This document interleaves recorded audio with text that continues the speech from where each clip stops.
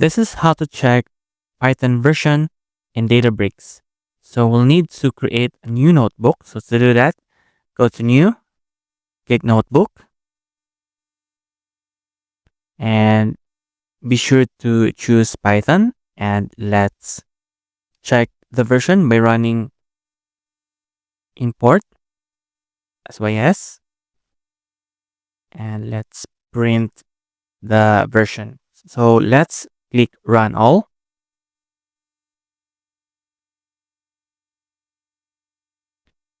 So this is your Python version 3.11.10.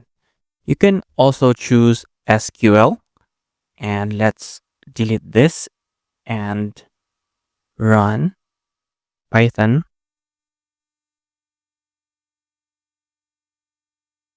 sys.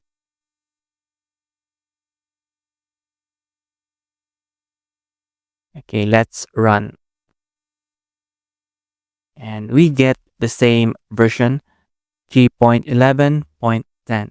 So this is how to check Python version in Databricks.